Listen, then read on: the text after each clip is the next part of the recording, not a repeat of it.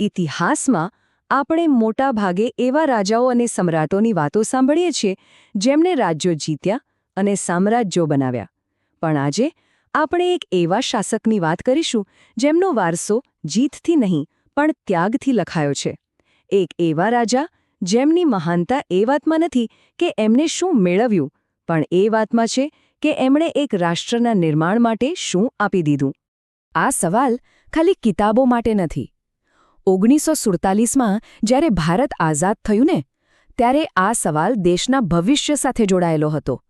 સદીઓની ગુલામી પછી આઝાદી તો મળી, પણ એની સાથે એક બહુ મોટો પડકાર પણ આવ્યો. પડકાર કેટલો મોટો હતો? આટલો: 562 રજવાડા. અંગ્રેજોએ ભારત છોડતી વખતે દરેક રજવાડાને 3 વિકલ્પ આપ્યા હતા: ભારત સાથે જોડાવ, પાકિસ્તાન સાથે જોડાવ અથવા તો સ્વતંત્ર રહો. હવે વિચારો, જો દરેક રાજા પોતાનો અલગ દેશ બનાવવાનું નક્કી કરત તો અખંડ ભારતનું જે સપનું હતું એ તો શરૂ થતાં પહેલાં જ તૂટી જાત. પણ કહેવાય છે ને કે જ્યારે ઇતિહાસને એક સાચા હીરોની જરૂર હોય છે ત્યારે એ ક્યાંકથી આવી જ જાય છે. એ સમયે ભાવનગરના મહારાજા કૃષ્ણકુમાર સેંજીએ એક એવું પગલું ભર્યું જેણે દેશની દશા અને દિશા બંને બદલી નાખી. પણ આટલો મોટો ત્યાગ કરવાની હિંમત અને સમજણ આવે ક્યાંથી? આ સમજવા માટે આપણે એ શાસકના જીવનમાં થોડું પાછળ જવું પડશે, એ જાણવા માટે કે એમના વિચારોનું ઘડતર કેવી રીતે થયું હતું.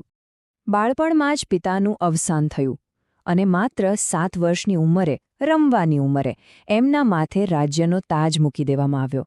જવાબદારીઓ એમની ઉંમર કરતાં ઘણી મોટી હતી, પણ કદાચ આ જ પરિસ્થિતિએ એમને સમય કરતાં વહેલા પરિપક્વ બનાવી દીધા.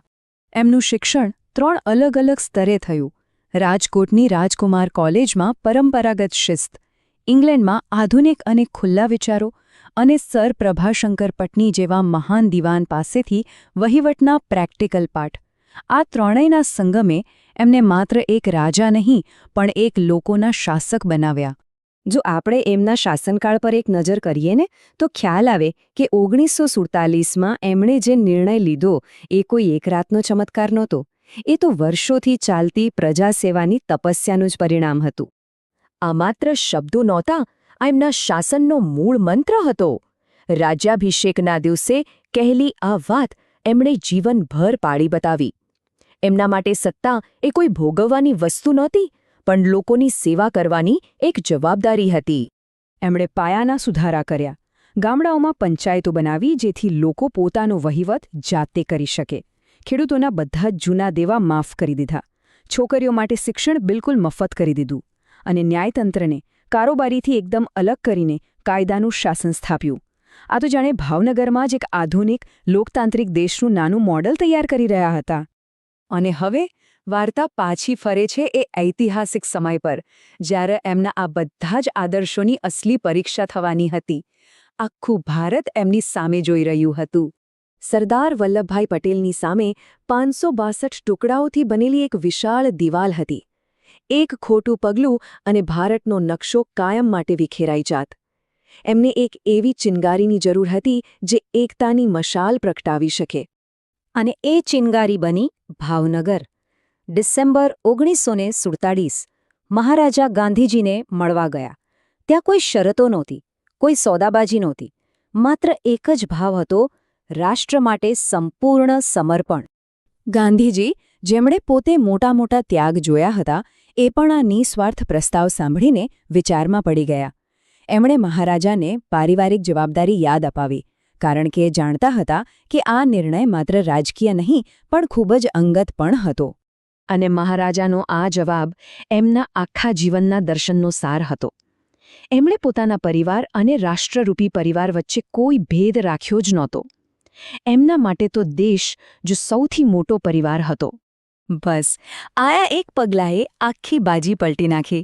ભાવનગરના વિલીનીકરણે બીજા રાજાઓ માટે એક નૈતિક દબાણ ઊભું કર્યું અને એક રસ્તો પણ બતાવ્યો. જે કામ કદાચ બળથી કરવું બહુ મુશ્કેલ હતું, એ હવે પ્રેમ અને ત્યાગથી શક્ય બન્યું. એક પછી એક રજવાલા જોડાતા ગયા અને સરદારનું અખંડ ભારતનું સપનું સાકાર થવા લાગ્યું. ઘણા લોકો માટે અહીં આ કહાણી પૂરી થઈ જાય. રાજાએ રાજ્ય સોંપી દીધું. પણ કૃષ્ણકુમારસિંહજી માટે અહીંથી તો સેવાનો બીજો અધ્યાય શરૂ થતો હતો. એમણે સાબિત કરી દીધું કે સેવા કરવા માટે ખુરશી કે તાજની જરૂર નથી હોતી. આ ખરેખર એક ઐતિહાસિક વાત હતી. એક રાજા, જે વારસામાં સત્તા મેળવીને શાસન કરતા હતા, એ હવે લોકો દ્વારા ચૂંટાયેલી સરકારના પ્રતિનિધિ તરીકે એક ગવર્નર તરીકે સેવા આપી રહ્યા હતા. આ રાજાશાહીથી લોકશાહી તરફ ભારતના સફરનું એક જીવંત પ્રતીક હતું. અને આ સેવાની કિંમત? માત્ર ₹1. જી હા, ગવર્નર તરીકે એમનો માસિક પગાર હતો ફક્ત ₹1. આ કોઈ દેખાડો નહોતો, આ એમની ફિલોસોફી હતી કે જાહેર જીવનમાં પદ એક કમાણીનું નહીં પણ યોગદાન આપવાનું સાધન છે. તો આટલા વર્ષો પછી આ મહાન વ્યક્તિત્વ આપણી પાછળ શું છોડીને ગયા છે? એમનો સાચો વારસો શું છે જે આજે પણ આપણને પ્રેરણા આપે છે? એ ભલે માત્ર 52 વર્ષની ઉંમરે આ દુનિયા છોડીને જતા રહ્યા, પણ પ્રજાવત્સલ રાજા તરીકે લોકોના દિલમાં કાયમ માટે અમર થઈ ગયા. ભાવનગર યુનિવર્સિટી આજે પણ એમના નામને જીવંત રાખે છે, પણ એમનો સૌથી મોટો વારસો તો અખંડ ભારતના નકશામાં છે. ખુદ સરદાર પટેલે સ્વીકાર્યું હતું કે જો ભાવનગરના મહારાજાએ પહેલ ના કરી હોત તો ભારતનું એકીકરણ કદાચ આટલું સરળ ન હોત. અને છેલ્લે આખી કહાની આપણને એક સવાલ પર લાવીને ઊભા રાખે છે. સાચો વારસો શું છે? સત્તા ભેગી કરવી કે પછી એક મોટા ઉદ્દેશ્ય માટે એનો ત્યાગ કરવો? મહારાજા કૃષ્ણકુમાર સિંહજીનું જીવન એનો એકદમ સ્પષ્ટ જવાબ છે.